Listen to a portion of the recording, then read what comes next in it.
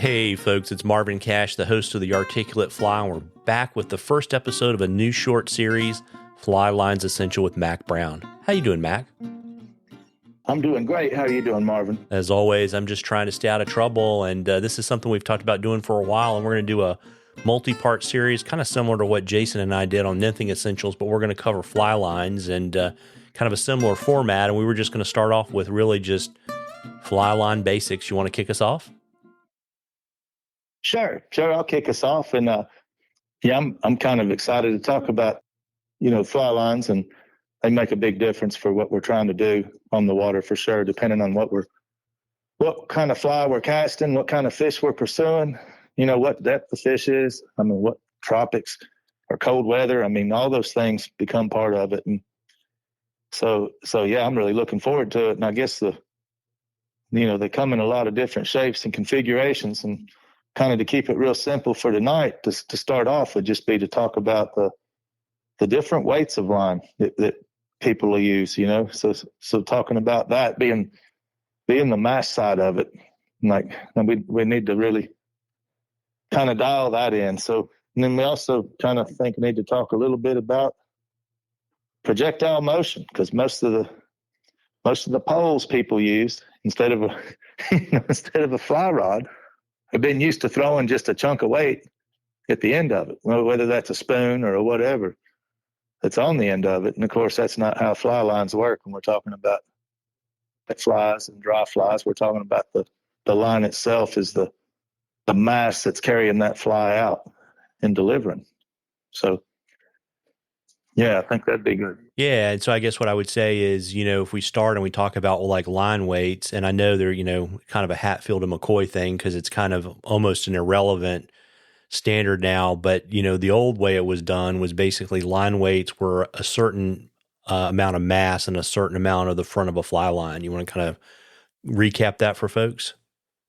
Sure. It's the first 30 feet. And of course, I've never found out the answer to this, but I got a feeling I know the answer. But anyway, why would it be 30 feet? Because a lot of Myron Greger's the one that did most of the stuff for the early AFMA standards, who was a tournament caster out of San Francisco. Of course, Myron's dead now, so I didn't get to ask him this. But I think a lot of it has to do with why is a mile 5,280 feet? An arbitrary number, because the average Roman soldier was 5 feet tall. So the rule of six, which is Snell's window. I know this is not about Snell's window, but here's my theory about 30 feet. The average Roman soldier, 50 feet tall, casting to a fish 30 feet away, needs to stay below 6 feet, which means the rod can't be vertical. So I believe that that's where a lot of this 30 feet came from. And I also believe it's because most casters that take this up, 30 feet is a reasonable goal for most people are going to be winter at 30 feet. Yeah, because it's 30 feet plus, 8 to 10 feet a leader, right? That's right.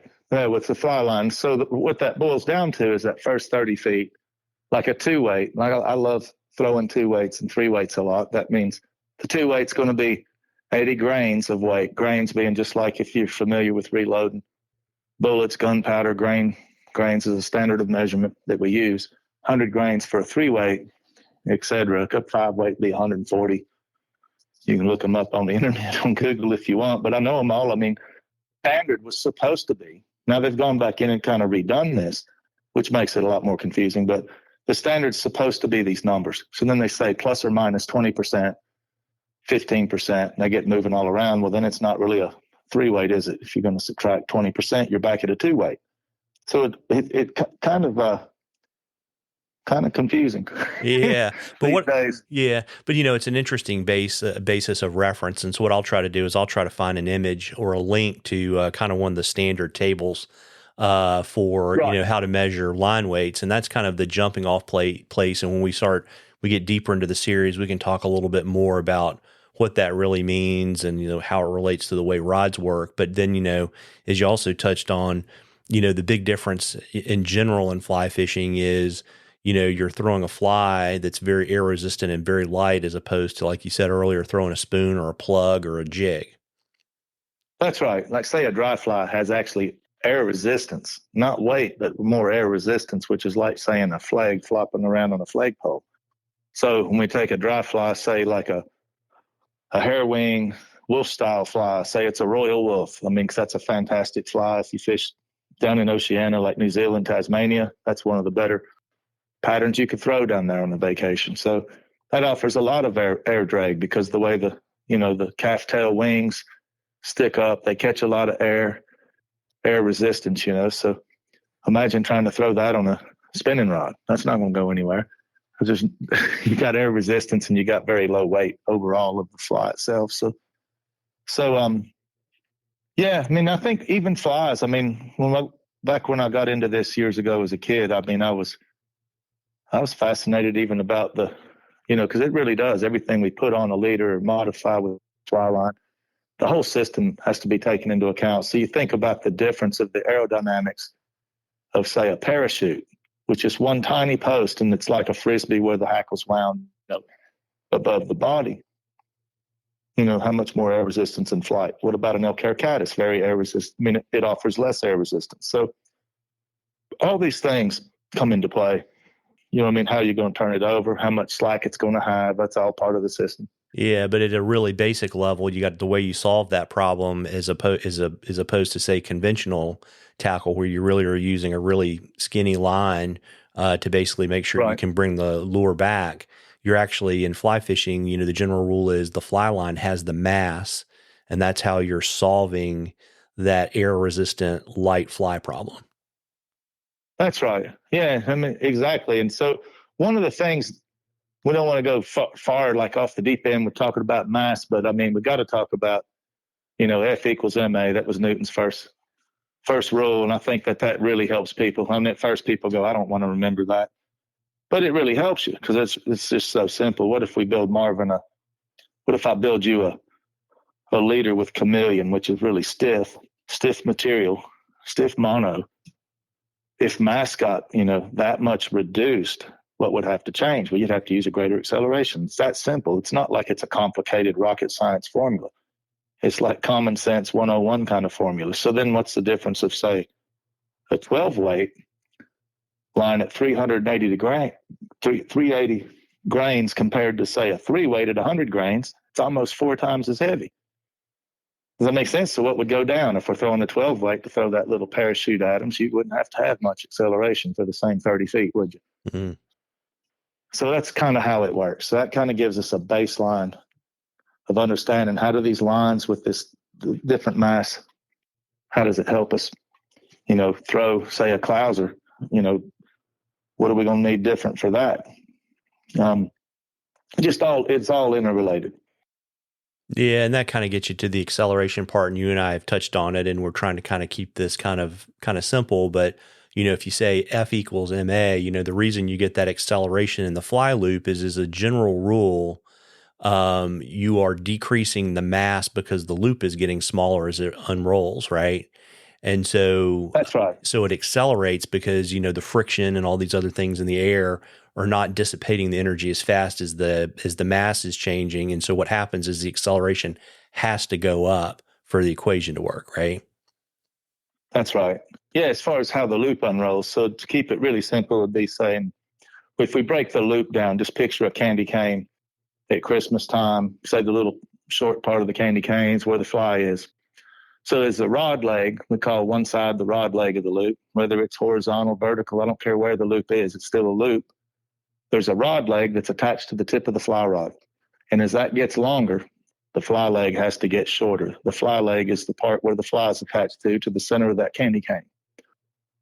And as that fly leg gets shorter, it has to be speeding up. So it's accelerating.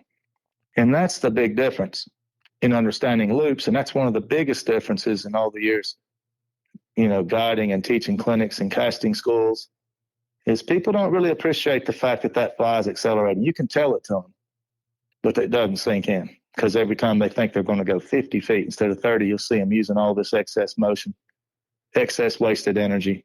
They don't believe it's going to work. So they think they got to put a lot into it.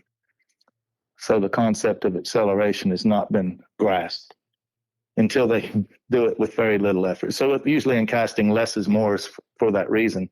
Less is more. You don't have to try harder and really throw it hard. It's not about that. You just put it into motion with a simple step of start and stop the timing with the right timing, and the loop will do the rest of it, because it's kind of like a magic trick the way the loop unrolls.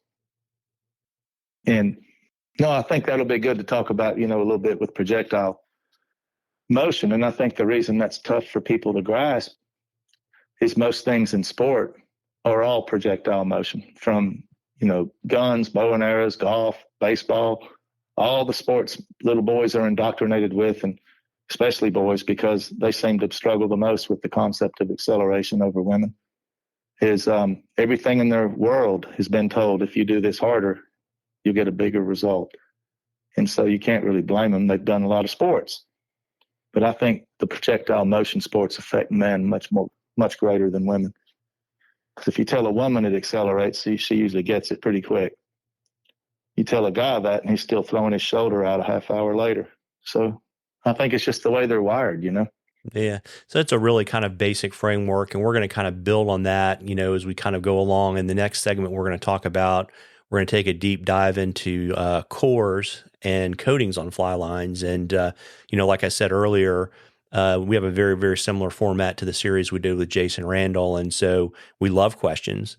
And so, first of all, we want to give a shout out to our friends at Scientific Anglers, because they've generously donated some lines for us to promote the series. And what we're going to do is, we love questions. If you can email them to us, you can DM us on social media, and we're going to collect all of them. At the end of the series, we're going to have a Q&A session, and there are going to be 2 drawings. One drawing for everyone that submits a question.